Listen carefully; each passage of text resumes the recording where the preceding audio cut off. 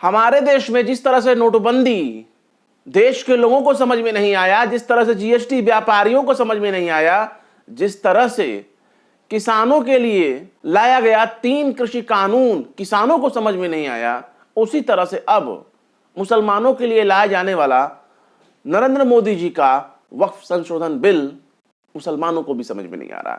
उसके पीछे क्या वजह है, ये तो बात की बात है, लेकिन नीयत में खोट तो देखिए। जिस तरीके से हमारे देश के प्रधानमंत्री की भाषा बदलती जा रही है मुसलमानों के मामले में, उनको पंक्चर वाला बनाने की कोशिश हो रही है, बताने की कोशिश हो रही है कि ये लोग तो पंक्चर बनाते ही रह जाएंगे, उस पर बहुत सारे कमेंट हो सकते हैं।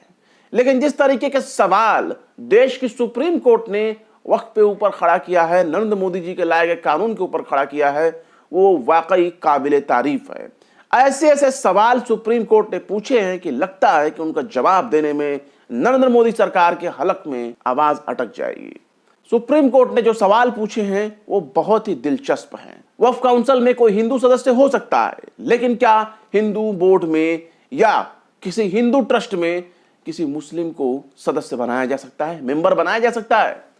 सुप्रीम कोर्ट ने बुध के रोज वक्फ कानून की सुनवाई के दौरान सरकार के से कानूनी आधार पर कई तीखे सवाल पूछे, जिसके सुनने और समझने के बाद ऐसा लगता है कि नरेंद्र मोदी सरकार के पास कोई जवाब है ही नहीं। संसद में बिल का समर्थन करने वाले, चाहे मंत्री हो या संतरी, सबके सब खूब चहचहा रहे थे।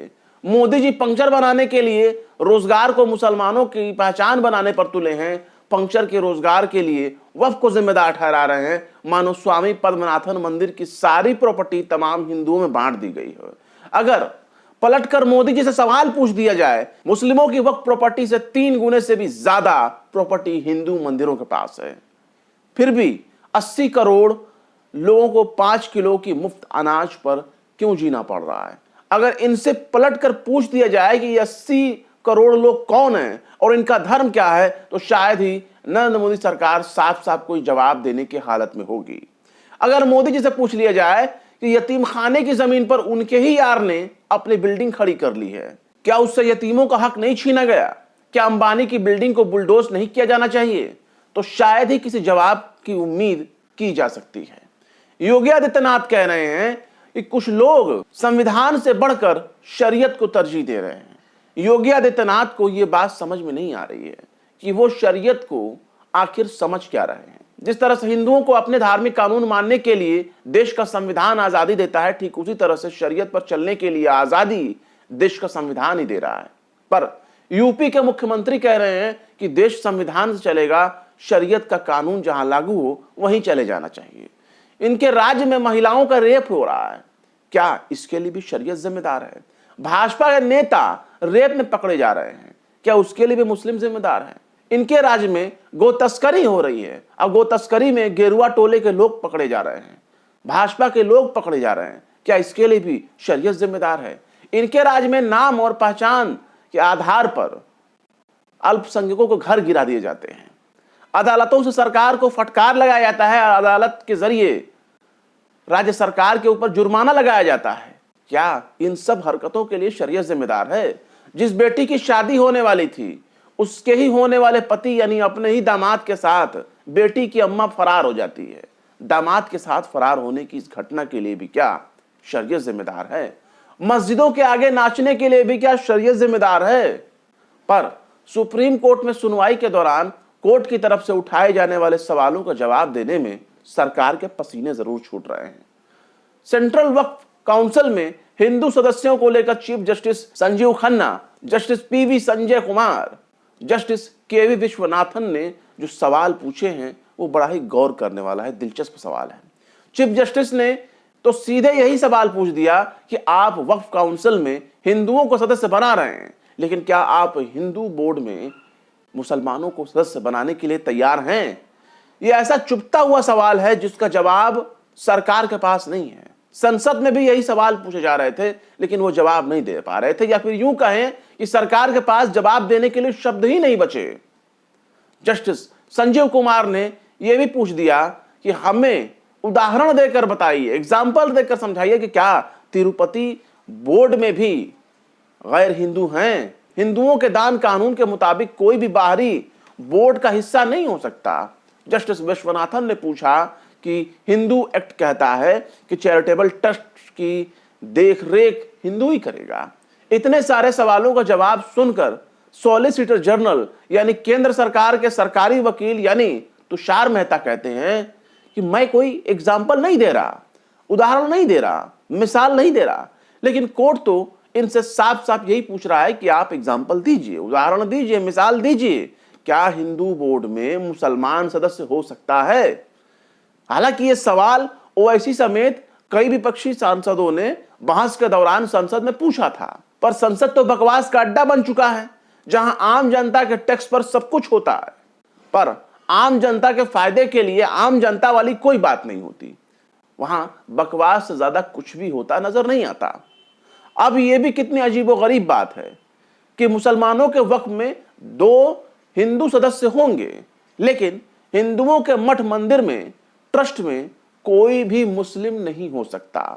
सरकार कह रही है कि मुस्लिमों की वक्फ प्रॉपर्टी मजहबी मामला नहीं है, मतलब मजहब होने की वजह से मजहबी मामलों के लिए जिस प्रॉपर्टी को वक्फ किया गया, दान किया गया, यह मजहबी मामला नहीं है सरकार की नजर में, जबकि वक्फ का ताल्लुक सीधे तौर पर मजहब से है। जिस तरह से हिंदुओं के धार्मिक मामले में कानून मौजूद है, ठीक उसी तरीके से मुस्लिमों के मामले में भी धार्मिक कानून मौजूद है, जिसे शरीयत कहते हैं।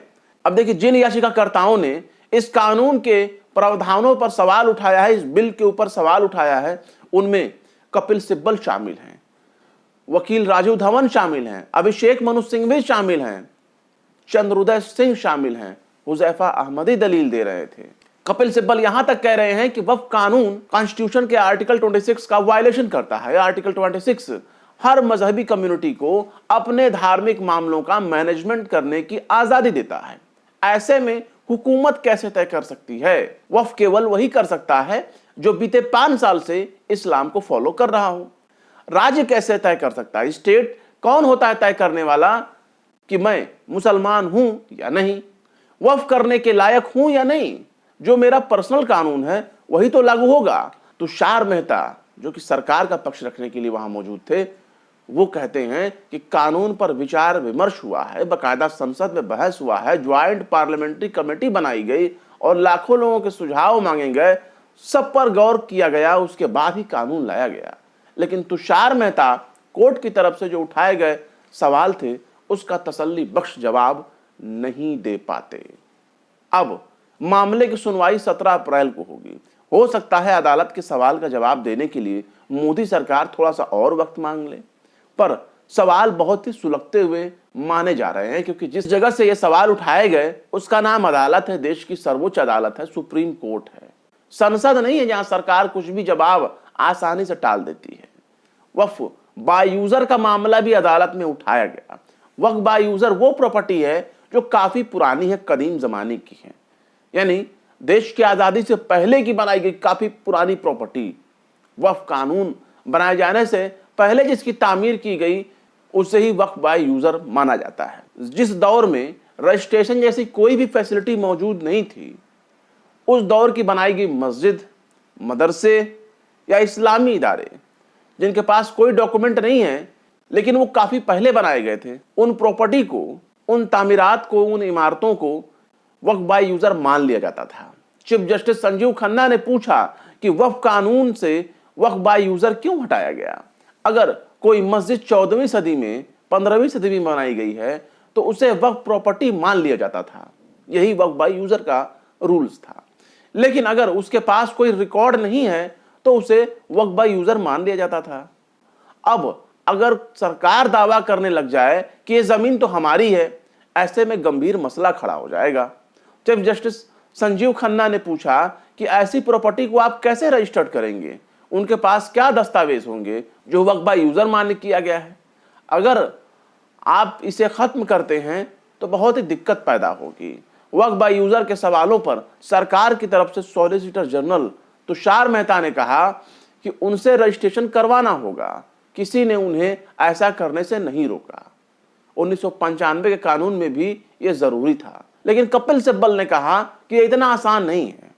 वक्फ सैकड़ों साल पहले किया गया है, क्या आप 300 साल पुरानी प्रॉपर्टी की वक्फ डीड मांगेंगे? इस तरह से तो रजिस्ट्रेशन नहीं होने पर मुतवल्ली को जेल जाना पड़ेगा।